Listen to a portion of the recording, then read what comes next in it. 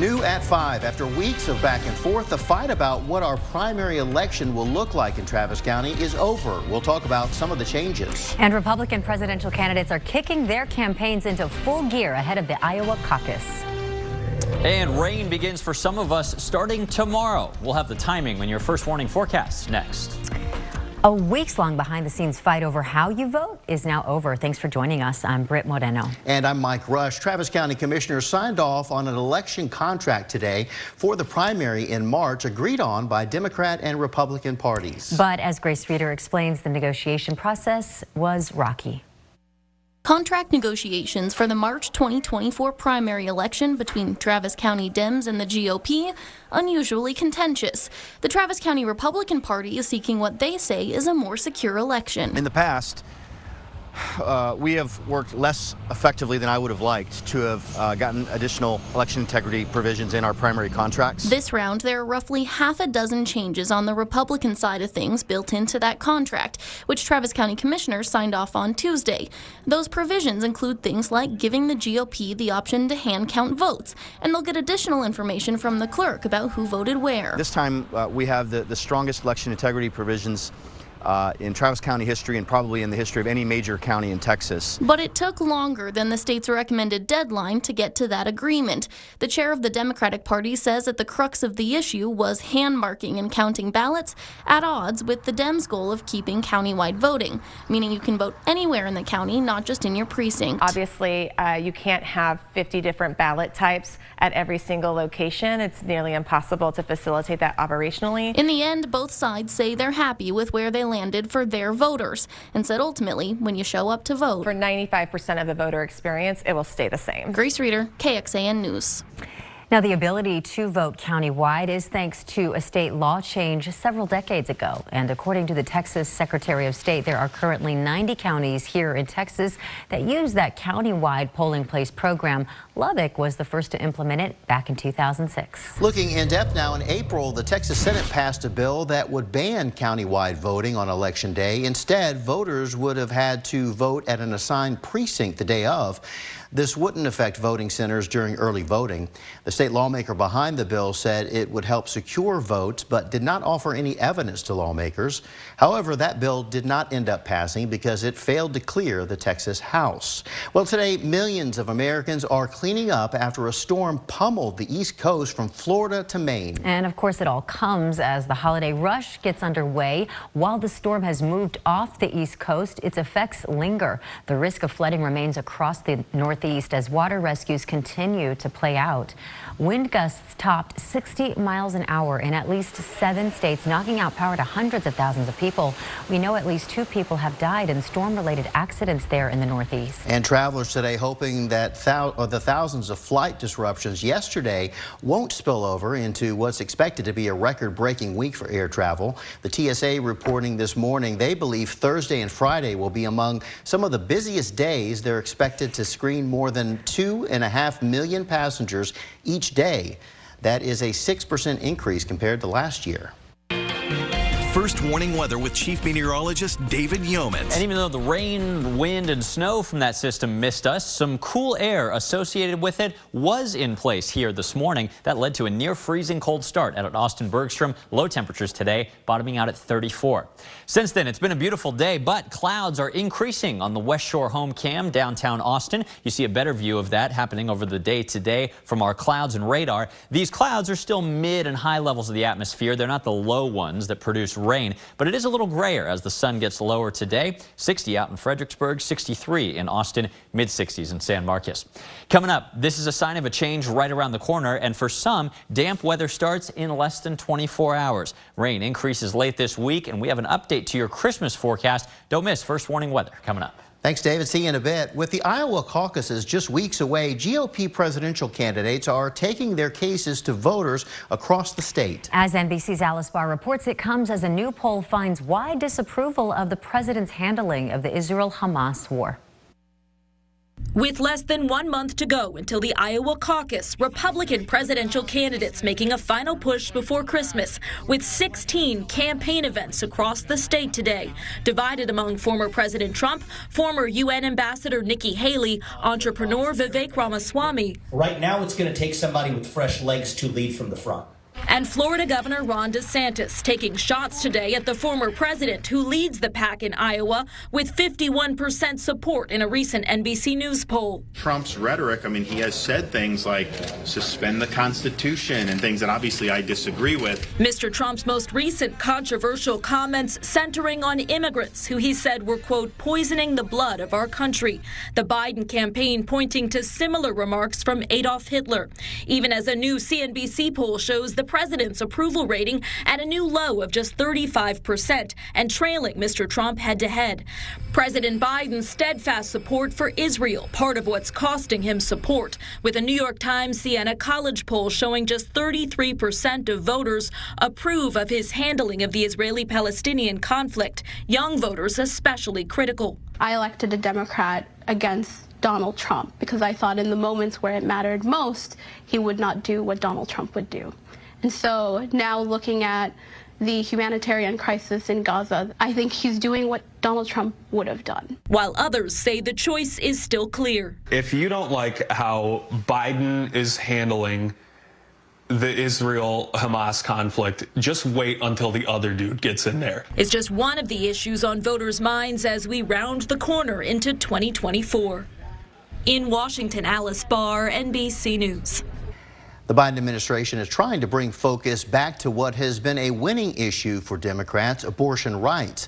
Vice President Harris is set to hold a nationwide reproductive freedoms tour kicking off next month in Wisconsin. Today in Washington, mourners gathered to celebrate the life and legacy of late Supreme Court Justice Sandra Day O'Connor. President Biden and current members of the Supreme Court attended the funeral service at Washington's National Cathedral. O'Connor, who died December 1st at the age of 93, made history as the first woman to serve on the nation's high court. She was remembered for her groundbreaking role in U.S. history, but also for her intellect and work ethic while on the bench. In nearly a quarter century on the court, she was a strong, influential, and iconic jurist. Her leadership shaped the legal profession, making it obvious that judges are both women and men. After being appointed by President Ronald Reagan in 1981, O'Connor was a crucial swing vote on the then closely divided court, often casting that ever-important deciding vote. An enormous rise in drug poisonings across Texas, but not from opioids. The drug whose side effects is lighting up the poison hotline. And Mayor Kirk Watson made a new walking buddy today. How goats are helping to keep a beloved local hiking trail beautiful.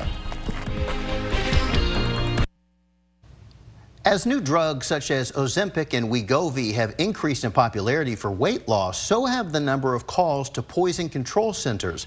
Since 2019, Texas Poison Centers says that they have seen about a 500% increase in calls related to weight loss drugs like semaglutide, which is Ozempic and Wegovy.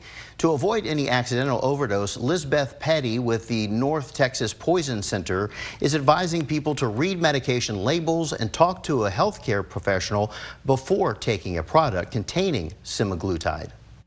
The recommendation is always going to be, talk to your healthcare provider, weigh the risk versus benefits so that you can make an informed decision. But if you have absolutely any questions and you cannot reach your healthcare provider, the Poison Center is a great resource. So fortunately, Petty says that the majority of the calls in Texas were from people with mild symptoms like nausea, vomiting, diarrhea, or low blood sugar. Of the nearly 500 calls to the Texas Poison Center network, no one died, and there were very few severe cases. Well, heads up, make way for goats on the trail. It is all to protect the environment. This is Yulie the goat. Earlier this afternoon, she walked with Austin Mayor Kirk Watson down the Ann and Roy Butler Hike and Bike Trail. Watson joined Yulie to promote the Trail Conservancy's Goats on the Trail pilot program. The Conservancy started deploying goats in July to sustainably maintain the beloved trail that circles Lady Bird Lake. The goats play a crucial role in controlling invasive species like poison ivy, which in turn promotes the growth of native plants. If you've been down here and you've actually seen the goats as they have been helping clear the land and eat the poison ivy, and it's really a pretty cool thing. It's also a neat way for people that love this trail to interact with their trail and interact with those goats. I think what gets me is the goat on a leash. That's the part that stands out. I think that's a bad idea. Uh-oh, Mike. Bad joke, too. Digital reporter Sam Stark has more information on how you can participate and keep the program running on this story over at KXAN.com. You did set me up. Well, just one day after the governor signed it into law, there is a legal challenge to the state's border security law. The immigrant rights groups calling it unconstitutional. When we come back. Little guy's better on a leash than our dog is out there. I promise you that. Hey, we're running a 10-inch rainfall deficit for this point in the year, but rain is coming next. You stole it. Texas' latest immigration law is attracting swift legal pushback. Today, the ACLU sued Texas, calling its empowerment of state police to arrest people on the suspicion of illegal immigration unconstitutional. The president of Mexico has also promised to challenge Texas over that law. Our Ryan Chandler has been tracking the law's anticipated impact on the border in Brownsville. This is usually a pretty good area to cross because you have a huge opening right here where you can just pretty much, you can have someone come pick you up and you can pretty much take it from there. Mauricio Garcia has straddled countries and cultures his whole life. Our communities are so intertwined that it's so hard to actually separate them. Born in America, raised in Mexico, he serves many clients in the opposite situation, those living a life of legal limbo. He says immigration laws need desperate fixes, but he worries for the impact of Texas's novel new crackdown. I think a lot of people don't realize the ramifications of this law, and it's not going to be until you start getting your tia, your tío, your primos getting arrested because they're getting racially profiled. That's when it's going to start causing issues. Senate Bill 4 creates a new state crime for crossing illegally. By empowering state police to order migrants across this bridge and essentially self-deport or face prison time, Texas is hoping to test the limits of federal authority.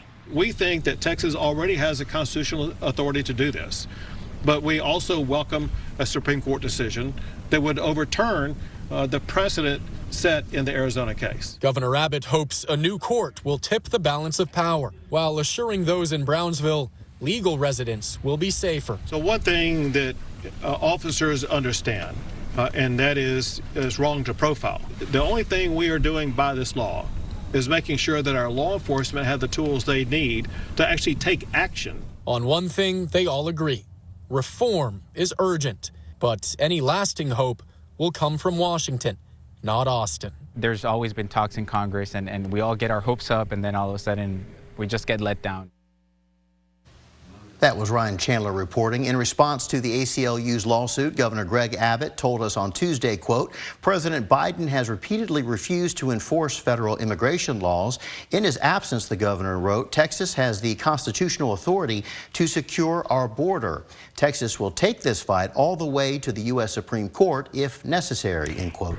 Digging a little deeper, a new UT Austin Politics Project poll shows that Texas voters don't have very high expectations for the state legislature after a long round of 4 special sessions.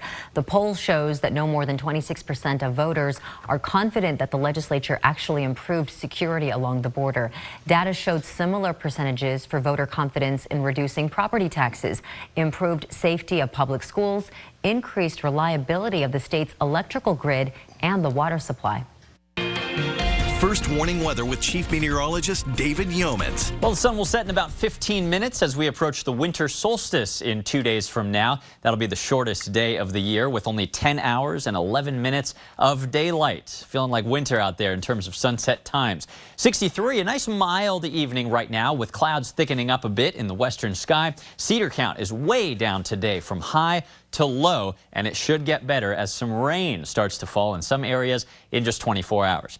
Clouds increasing across the state as a big pinwheeling storm system sets up just off the California coast. As we discussed yesterday, it's not only this storm, which is eventually coming our way, but even ahead of it, this little conveyor belt of smaller storm systems or little pieces of energy and moisture in the atmosphere. These are going to start to roll our way starting tomorrow, and that's why rain enters the forecast starting then as well.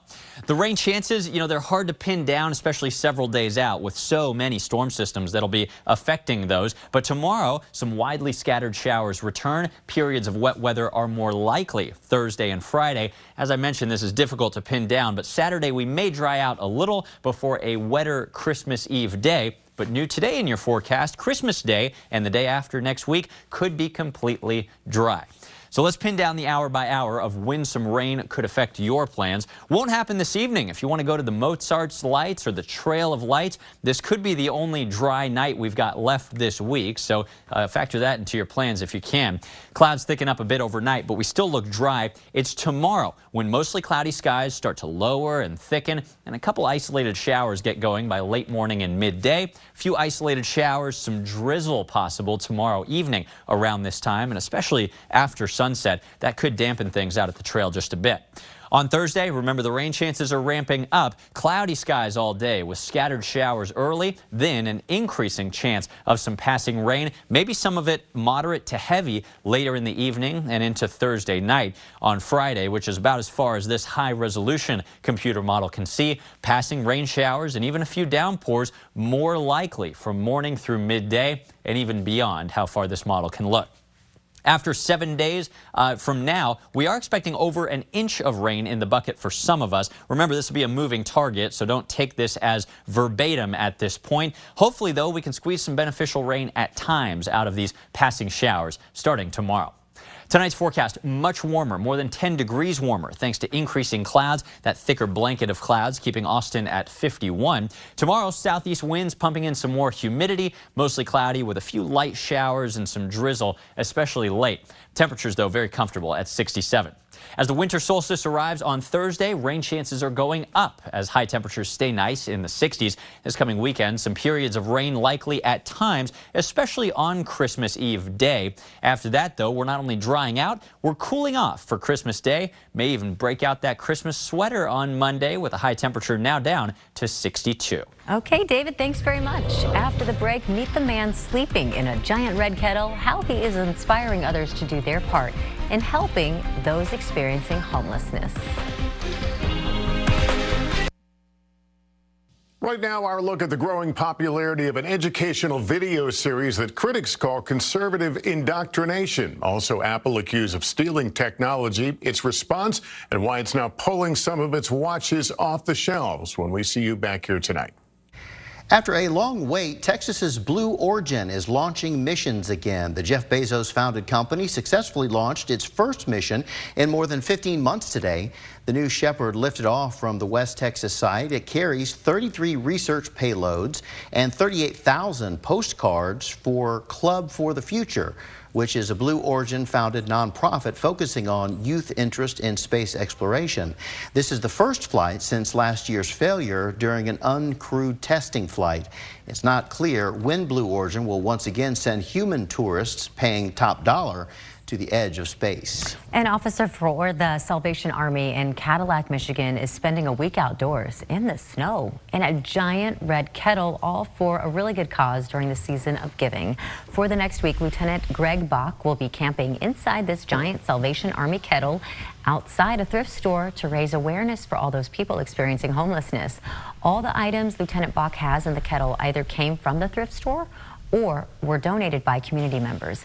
Bach will be living in the kettle until Christmas Eve or until $200,000 is raised for the Salvation Army's Christmas campaign. There are a lot of people out there that this doesn't even begin to touch what they're facing. So this is vitally important to me. And I hope that when people see this red kettle and they get to crawl through it and get on top and see what's inside of it and experience it, I hope they then internalize just how important the money that goes into the regular red kettles really are. Lieutenant Bach says they are still about $130,000 away from their goal. Tonight on KXAN in primetime, we find out who wins season 24 of NBC's The Voice. It is part 2 of the live finale. Then back here for KXAN News at 10 o'clock. Join us an hour earlier for KXAN News at 9 on CW Austin. And here is where to find us over the air or through your television provider.